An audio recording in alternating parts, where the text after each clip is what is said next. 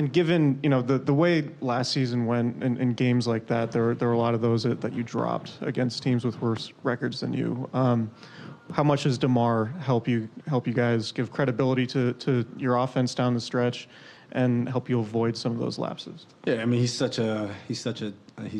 at such a steady pace. Whenever they were going on a run, he looks at me, he's like, let's get something easy. And I think we end up getting down there. They make a switch. We end up getting downhill, drop off, layup. And it's just knowing where the shot's coming from, or knowing who's able to create the advantage in an action. And like I said, he makes it very easy for us to do things like that. And given the three-point numbers, you guys were outscored, I think, by 27 from behind the three-point line. Just, I don't know, is it weird looking at it, looking at the box score and saying, man, that's a tough game to win when the other team shoots like that, given how good of a three-point shooting team you've been in the last couple of years? Well, I mean, we won defensively. We needed to guard the three-point line better in the second half. In the first half, I think we were excellent. I think they were like 6 for 21 or something like that.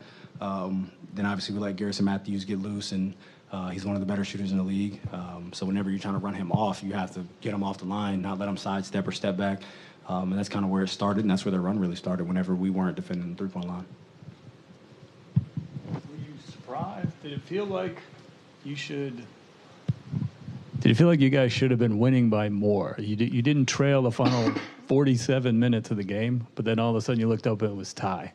Yeah, I mean, there were times where obviously teams go on runs. Like I said, whenever we weren't guarding the three-point line well is when they got back into the game. We had some turnovers, and obviously calls not go our way. But at the end of the day, obviously, a 20-point lead in the league now isn't even looked at as a big deal anymore. And they came back, but we were able to respond. And I think that was the bigger thing. That was the biggest thing that you take away from this game is we got up, they came back, and we were able to respond and not lose the lead.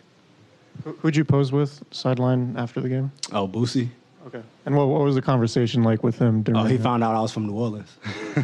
Yeah. So he's obviously a Louisiana rapper. So real big. And people wouldn't say my generation, but kind of the little bit of the generation before me. But like when I was young, you definitely hear a lot of his music. So I mean, that's someone that obviously I've seen a lot of in my life, and I've actually seen him at games too before. But he found out I was from Louisiana, so it was cool. Was it trash talk or was it friendly? No, all friendly. He was like, yo, I just found out you was from the boot. So, and like you never hear my accent unless I say New Orleans, because I grew up in Houston, and I don't have a New Orleans accent, so most people don't know. Thanks everyone. We got Keon right here.